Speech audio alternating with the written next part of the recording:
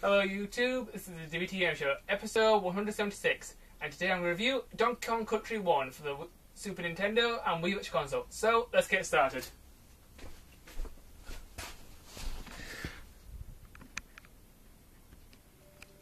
Okay, that's my camera setup, so let's start this review.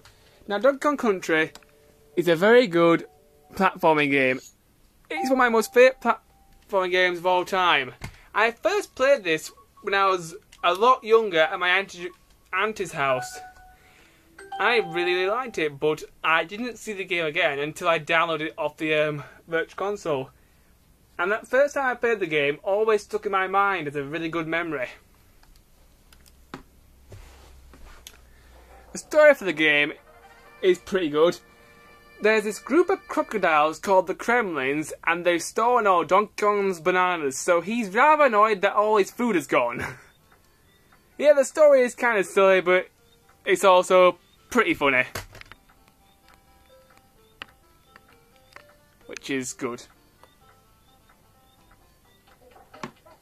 Multiplayer for this game. Well, the multiplayer for this game is also pretty good. Whilst you're in the game in two-player mode, if both players press the A button simultaneously, you can swap players, and you can sort of like take it in turns, which is pretty good. If you come to a bit that you find difficult, you can let your friend take over, so it's a pretty decent idea.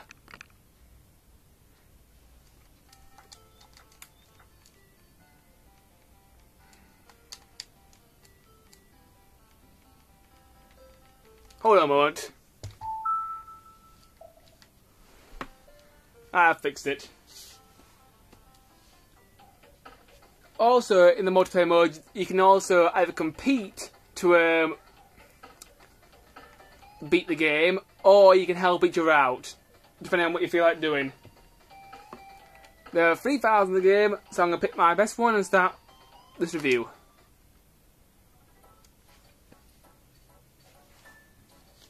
The graphics for this game are really, really good. Let me just pick a level and I'll try and show them off.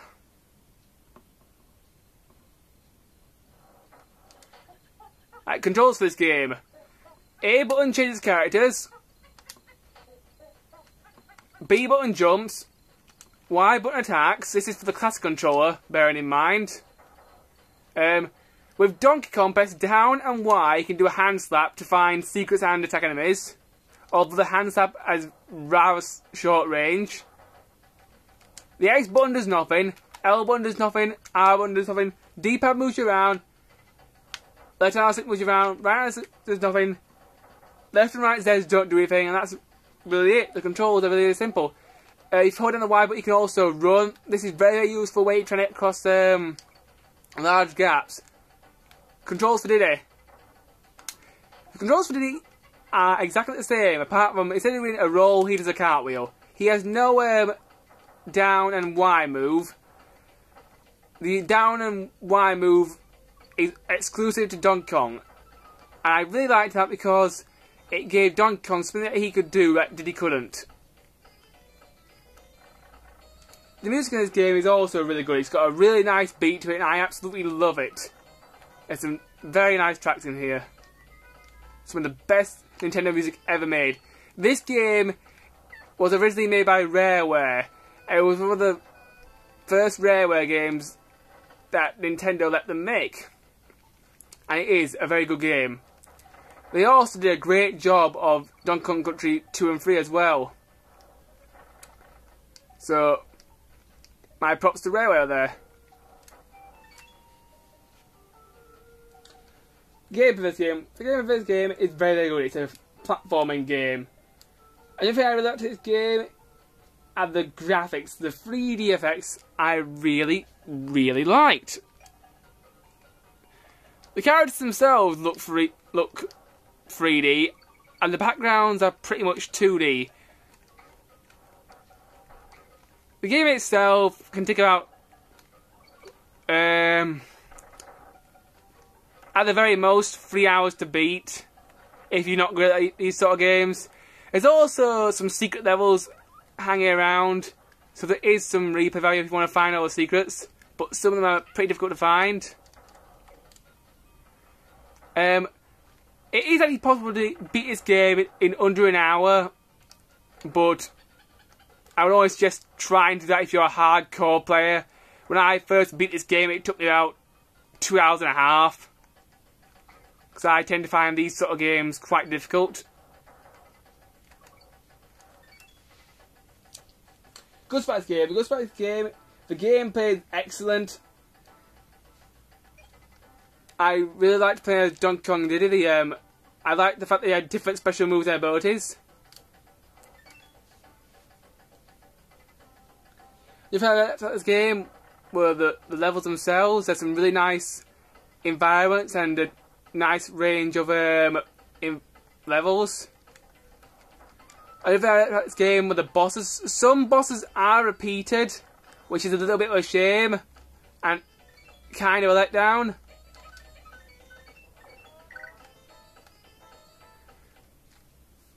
But when the bosses are repeated, they are made harder.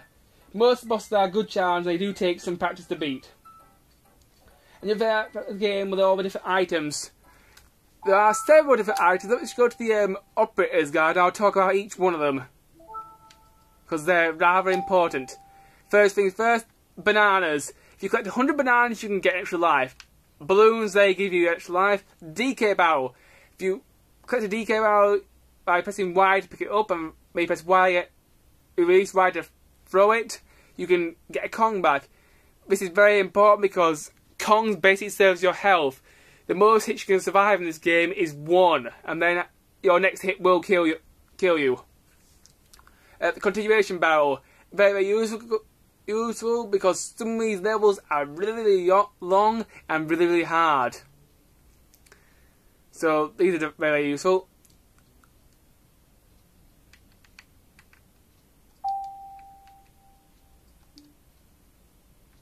If you haven't looked at this game, or the other bonus that you can find, in each level there are 4 Kong letters, K-O-N-G. If you manage to collect all 4 Kong letters at the end of the level, you'll be rewarded with extra life. There's also animals in this game. You've got, let's see,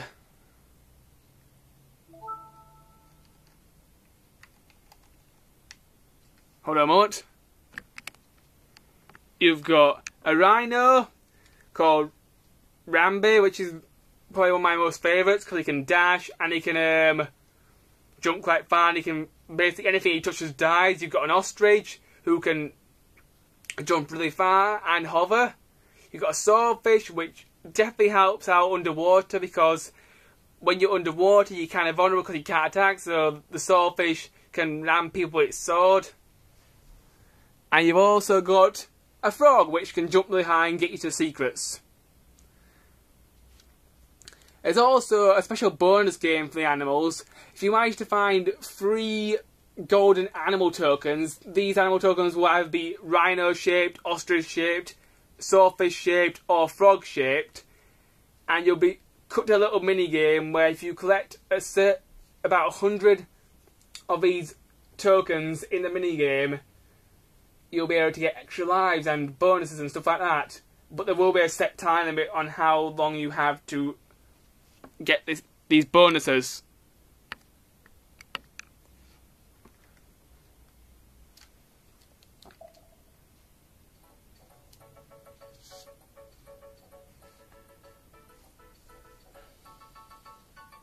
And if you about this game, the minecart levels were pretty challenging and sometimes really infuriating, and out of all levels in the game, the minecart levels are probably the most frustrating, but at times they can be fun. And if you like the game, all the different secrets, throughout the game you do see different support characters. There's Cranky Kong who gives you hints, and there's also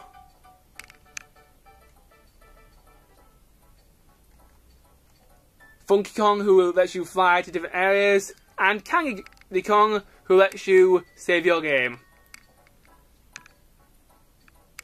Throughout the game there are several save points. What I suggest is you save whenever you have the chance.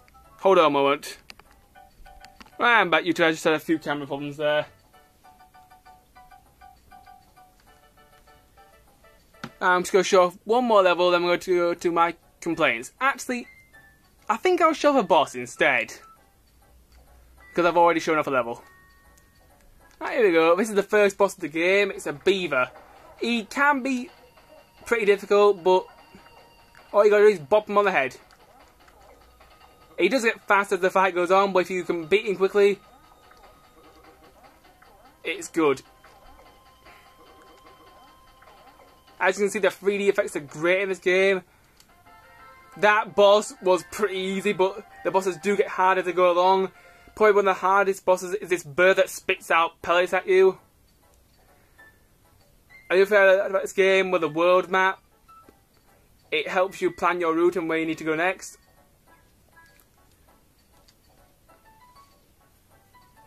My least favourite world is probably this world. This world has loads of minecart levels, and some minecart levels I like, but most of the time I hate them. Anyway, YouTube, that's all the footage I'm going to show you. Now, on to my complaints.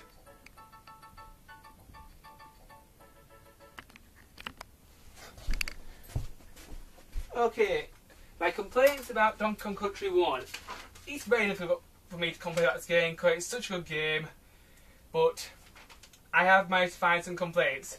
My first complaint is some people may find this game hard. It is one of the hardest 2D platformers I've ever played, so that may put some people off.